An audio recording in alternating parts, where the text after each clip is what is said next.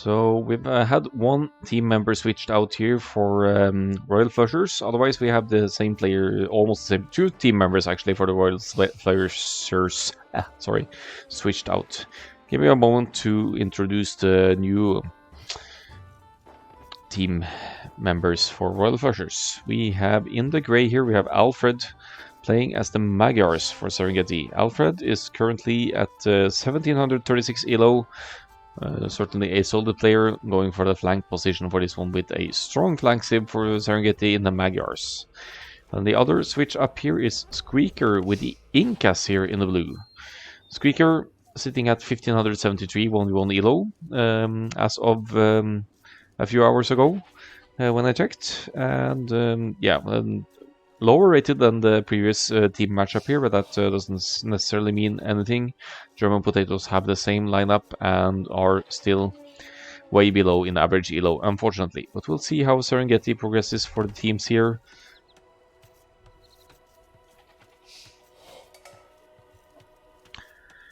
And let's have a little chat about the Sibs as well, maybe. All players consistently producing. These are no noobs. They're keeping the idle time to a minimum.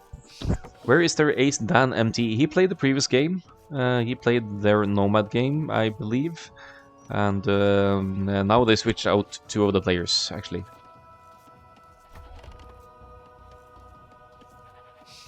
He just single-handedly won their Nomad game, so he's having a rest. Yes, that's the case. So for the teams and Sibs here, let's go to German Potatoes first here. We have B-Boy in the pocket with Franks here. I love the pick. Franks have a great scouts opening with their plus 20% hit points kicking in immediately upon reaching fuel age. They harvest berries faster, and overall there's also extra food to be taken on Serengeti, so you're in a great spot to go for a very early scouts rush, even in the team game with all this food available. Serengeti is also tough to wall between all the wood lines, right? So it's absolutely viable to go scouts even from the flank positions on Serengeti, in my opinion. In the second division, we actually had a team win exclusively with scouts, or in the field age triple scouts. Right hand side for B-Boy, we have Dom AOE playing as the Bulgarians. Seems to be a popular sib for Serengeti as well. They have cheaper town sensors in the cast stage, so that's a way of taking and securing map control. They get the infantry line upgrades instantly, so men-at-arms into scouts is actually a play for Bulgarians. But for Serengeti, it's just as well. It's fine with all the extra food. You could easily go straight scouts with Bulgarians as well. No questions asked. They also have the potential of using Krepos for their unique building for map control and for producing Conics, also a mobile unit with 2 lives as it dismounts into a dismounted Conic after dying from the horse. Left side, we have Britons for Tuyo here. A little bit more peculiar pick for Serengeti, but why not? Probably some of the best archers in the game. Lacking mobility, very much so, but with a coordinated effort with B-Boy from the middle, who could still be looking at some good damage potential on the other flank and then moving on. It's just that less mobility overall for Britons that could be hurtful here against the other team here. Because we have Alfred with the Magyars here, Cab Archers, Paladins, fully upgraded. Great Civ for Serengeti, obviously. Nathaniel in the pocket with the Huns here. Never needing to build houses, should have an easy time spamming units. Also get great Cab Archers and fully upgraded Paladins. We could see a lot of Cab Archers from Royal Flushers in this game, potentially. As Nathaniel is the first one to go to the fuel age at 20 pop with Huns. Pretty standard. Finally, right-hand side for Royal Flushers, we have Incas for Squeaker, so maybe we'll be seeing some towers and builders shenanigans from Squeaker here. Men-at-arms and archers certainly also justified for Incas. Or even just straight into the Eagle Scouts for that matter. Lots of options for Incas here. Interesting that German Potatoes didn't go for Bulgarians pocket. I feel Franks is a better pocket civ, honestly. But because with Bulgarians, you also have the option of going men-at-arms and towers, and you wouldn't do that from pocket, but it could actually be quite efficient from flank. So that could be in the line of thinking of Dom AoE here as well at 23 population. Oh, for some reason I thought they had Hans Pocket. Now Hans Pocket is on Royal Flusher's side. B-Boy taking some hits to the scout here would be able to delay the stable a slightly bit here for Nathaniel should he choose to fight, but that's 2 villagers building. Maybe not not ideal. As the villagers kick in here, let's have a look at Squeaker. What's the play here? It's straight archers, it seems. Taking the gold miners to build the range, though. I'm not too sure about that. Man-at-arms for Dom AoE here, Snowman on my channel. Angry Housewives into Snowman.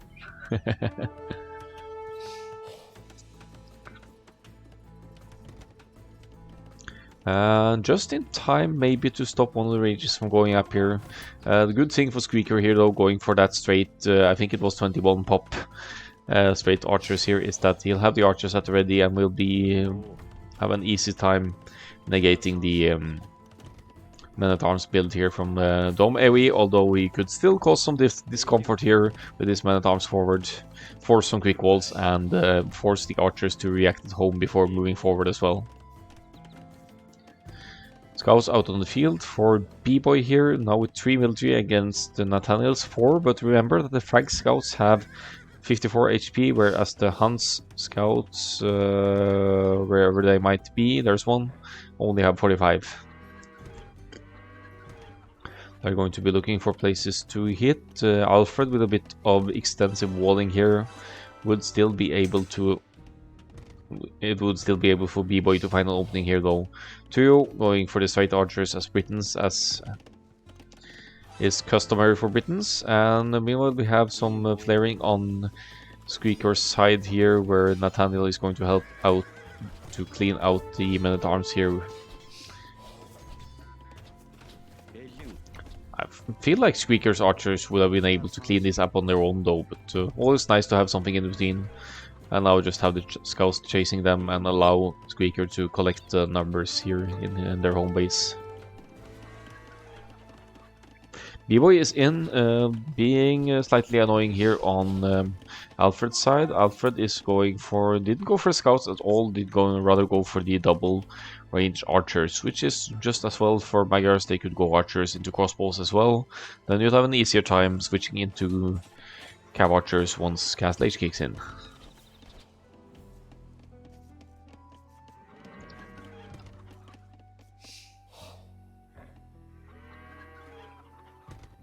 Collecting military looks very nice for German potatoes for now. 1721 military total for German potatoes, whereas Alfred is with fewer archers than a Britain's player, but that has a simple explanation. Britain's archery ranges work faster. Software has an easier time massing units, easier time replenishing units.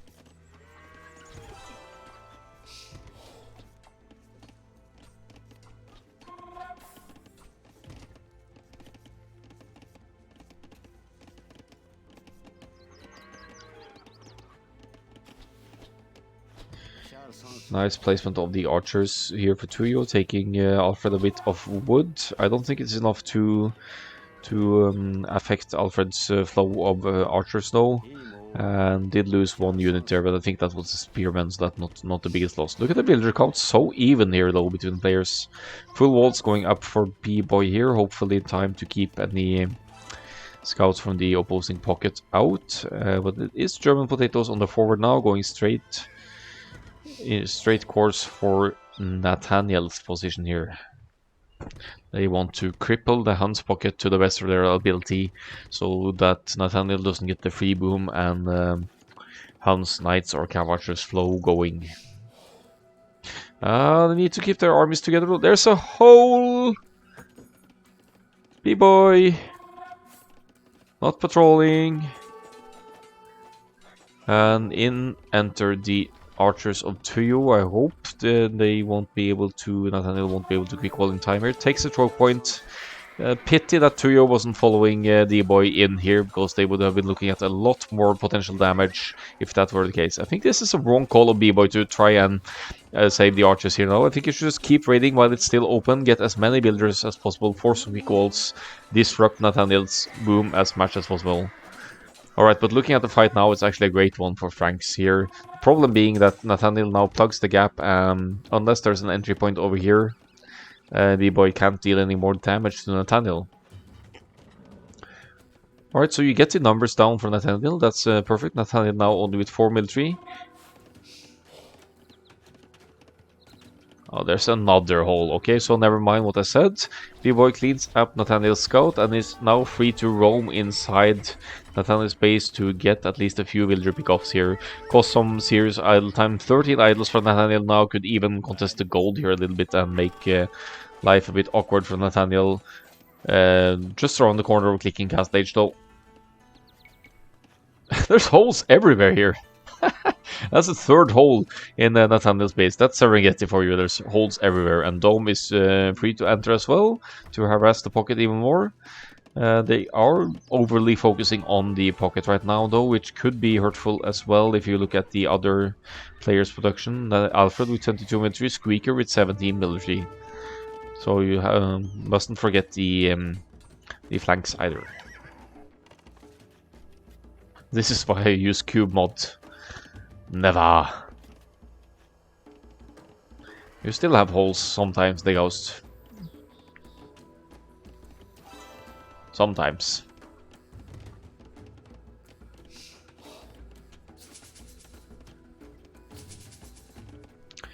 Squeaker plugging the gap there just in time. Dom is not allowed in, and here comes some spearmen to intercept Dom's scouts. Oh, good reaction from Dom there to stay out.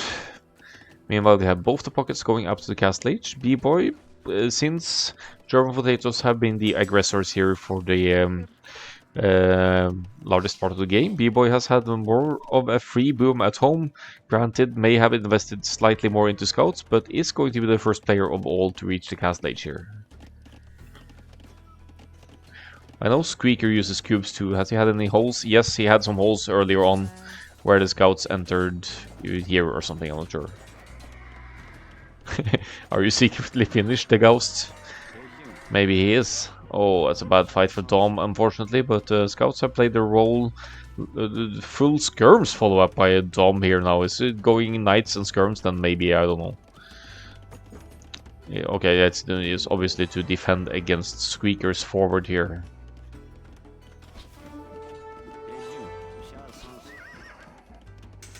I feel like this is a decent fight for Dom. He has both fletching and defense in here. Problem is now Nathaniel is coming. Nathaniel is coming with his 3 scouts. Hello, Sonder.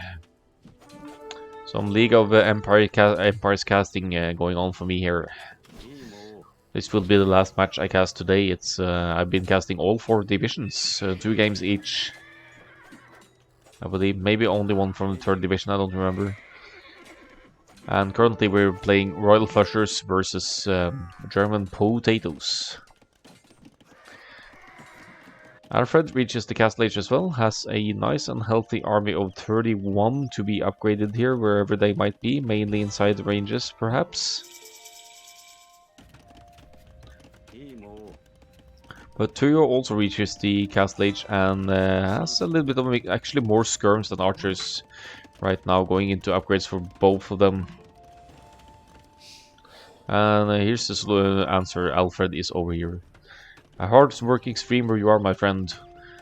Well, you know, I got even more playing gigs cancelled, so I need to fill my time with something, eh? I was supposed to go to the north of Norway to play with the symphony orchestra professionally. It's my profession. From Friday this week and almost for 2 weeks onwards, but due to COVID-19 that's been cancelled, so you'll be seeing me streaming a lot the next few weeks as well, I think. Everyone needs a hobby, and mine isn't music anymore, so then I need to Need to figure out something else. Good reaction for B-Boy here to salvage most of the wood choppers here, keeping the knights away. Probably waiting for the +2, but now I think he may be forced to engage here actually. What are we looking at? 12 knights. Oh, he's waiting for support from his flank here. Pulling up towards the hill for some hill bonus for the TC against the crossbows, I guess. That's a good call, actually. Weird TC on the top of this gold hill here, but who am I to judge? And now enter the Hunt's power on the northeast side here. Quite a bit of Hunt's knights here running in to demolish Dom's elite skirms. This is why you don't usually go skirms in team games, guys. Scouts and knights will just demolish them if they are left alone.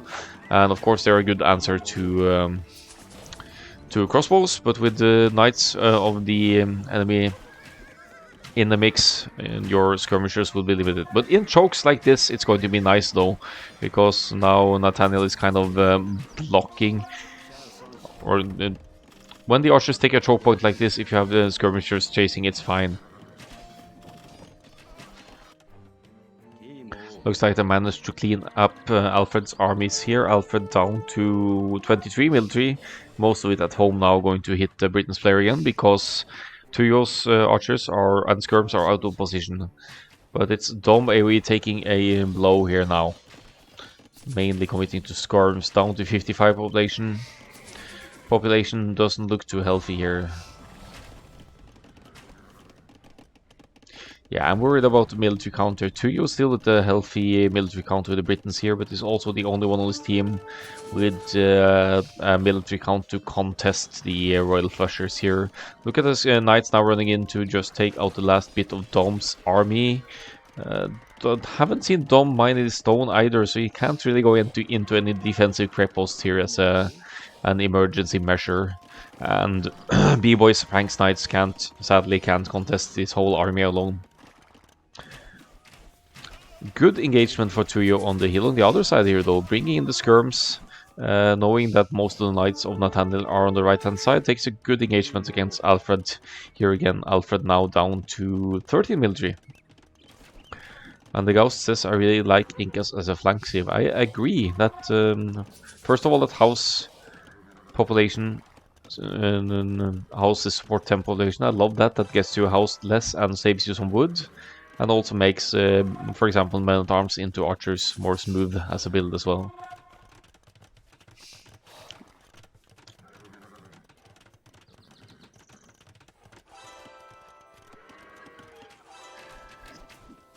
This hill is going to be crucial as the game moves on. There's some gold here to be taken as well, but imagine a forward castle from Tuyo on this side. That could shift the favors on this flank in German Potato's favor. Not enough stone for any castles for Tuyo though, has to commit mainly to gold and wood and keep the consistent triple range production going. Here come Nathaniel's knights on this side though, and it's also quite a few skirms in the mix here. Forward siege workshop, or siege workshop on the hill for Tuyo. We can appreciate that as well. Takes a decent choke point here, but a choke point for skirmishers, that's never ideal, guys. Still get some good hits in on Alfred's armies.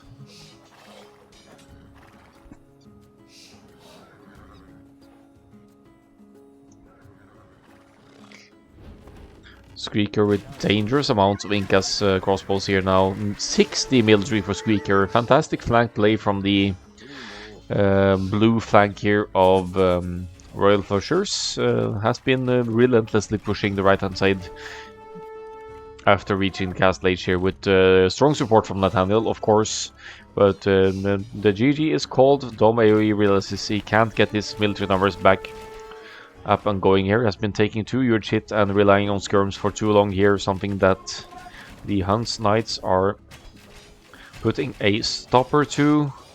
The hill has been lost on the left hand side as well, and that means that Royal Flushers are comfortably pushing on both sides here. Nice raid from B-Boy in Squeaker's base though, but it's happening too late, and just looking at the military population, the general population here, it's no way back for German Potatoes here.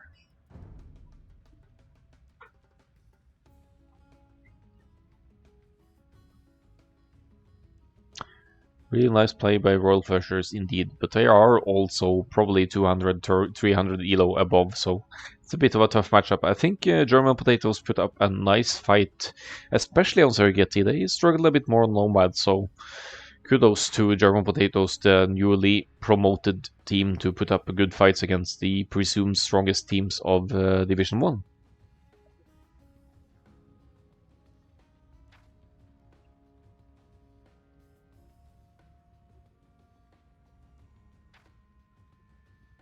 81 villagers for the Hans pocket in the end. It was did struggle with some holes, but some arguably bad calls not going for more extensive raids. But you want to pick off army as well. I feel like B-Boys scouts, when they found the first hole here in in Nathaniel's base in this area, could have done so much more damage because Nathaniel's scouts were out of position still. Could have split up scouts in 3 and 4 and maybe gone for maximum damage potentially, but easier said than done. It was a good call to take out Nathaniel's scouts as well, but it did come at the expense of Tuyo's archers, unfortunately. GG's, thanks for castings.